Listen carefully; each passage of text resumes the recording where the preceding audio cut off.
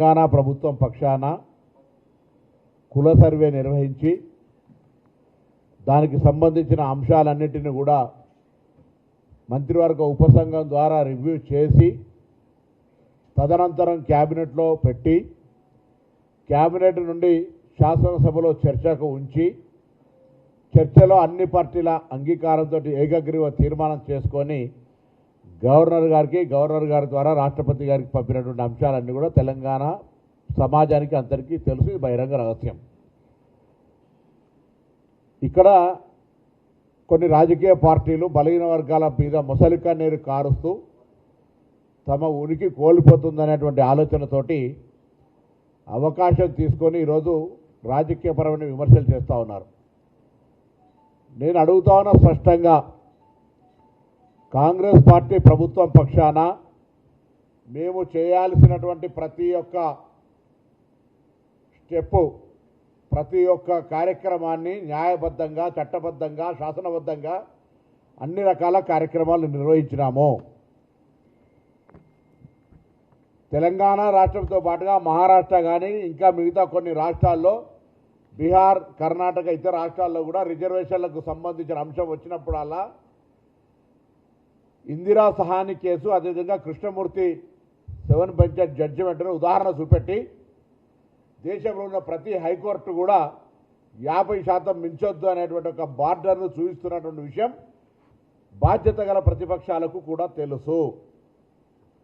దాన్ని అధిరోహించి దాని యొక్క ఆ బ్రేక్ 50% అధిగమించి రిజర్వేషన్లు తేవాలనే ప్రక్రియ కొద్దీ తెలంగాణ ఎంపైరికల్ డాటాతోటి సుప్రీంకోర్టులో ప్రముఖ అడ్వకేట్లు అయినటువంటి అభిషేక్ సింఘ్వి గారు లాంటి వాళ్ళని కూడా ఏర్పాటు చేసుకొని ప్రభుత్వం తరఫున అన్ని వాదనలు, మా దగ్గర ఎంపైరికల్ డాటా ఉంది, మా దగ్గర గ్రామాన తిరిగి సమాచారాన్ని సేకరించుకున్నాం, రాజ్యాంగంలో 154 ఆర్టికల్ 4 ద్వారా ఈరోజు వ్యవస్థలో ఒకవేళ మీ దగ్గర సమాచారం ఉన్నట్టయితే మీరు ముందుకు పోవచ్చని చెబుతున్నటువంటి సందర్భం ప్రకారంగా ఈరోజు మేము రిజర్వేషన్లను పెంచుకుంటున్నామని చెప్తున్నప్పటికీ కూడా వాద ప్రతిపాదనలు విని ఈరోజు 50%కు పరిమితి దాటద్దంటున్నటువంటి సందర్భం ఒకవైపు అయితే, నేను అడుగుతున్న ప్రతిపక్షాలను ఇలా భారతీయ జనతా పార్టీతో సహా, టీఆర్ఎస్ పార్టీతో సహా ఇంత పెద్ద ఆర్గ్యుమెంట్స్ కోర్టులో జరిగినాడు. నేను అనేక సందర్భాలు ఇంప్లీడ్ కమ్మన్నా, మీ పార్టీ ఒపీనియన్ చెప్పమన్నా, ఫ్లోర్ ఆఫ్ ది హౌస్లో ఎట్లయితే సపోర్ట్ చేసిరో వచ్చి కోర్టులో కొట్లాడండి, ఇలా ఈ 42% నిలవడానికి కొరకు అని అడిగితే పార్టీ పరంగా జారి పడితే నవ్వాలనేటువంటి పక్కన గోడ పక్కన నిల్చొని కోర్టులో కొట్టేస్తూ ఉంటుంటే మీరు పండుగ చేసుకున్నటువంటి రాక్షస ఆనందాన్ని పొందేటువంటి మీరు ఇవాళ బలహీన వర్గాల గురించి మాట్లాడుతూ ఉన్నారు.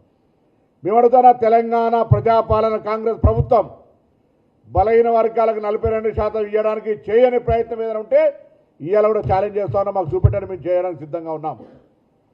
కానీ రాజకీయ విమర్శలకు మాత్రమే పరిమితమై కోర్టు తీర్పులు 50% అధిగమించద్దని చెప్తున్నటువంటి సందర్భాన్ని దృష్టిలో పెట్టుకొని కూడా ఇవాళ వ్యవహారం నడుస్తూ ఉంటుంటే తప్పనిసరి పరిస్థితులలో ప్రభుత్వానికి సంబంధించి స్థానిక సంస్థలు 3 రకాలు, అవన్నీ కూడా పక్కన పెట్టి గ్రామ పంచాయతీలు, పార్టీల పరంగా జరిగిన ఎన్నికలు, గ్రామ పంచాయతీ వ్యవస్థ ఉంటే ఇలా గ్రామ పంచాయతీల వ్యవస్థ లేకపోవడం కారణంగా ఇలా మాట్లాడుతున్న బీజేపీ, టీఆర్ఎస్లు రండి, కేంద్ర ప్రభుత్వం నుంచి 2800 కోట్ల రూపాయలు రావాలి, వాటి కొరకు నిధులు ఇప్పించాడు ఒక ప్రయత్నం జరిగేటువంటి విధంగా జరగాలి. కానీ అది జరగకుండా ఎంతసేపు కాంగ్రెస్ పార్టీని బ్లేమ్ చేసే ప్రయత్నం చేస్తూ ఉన్నారు.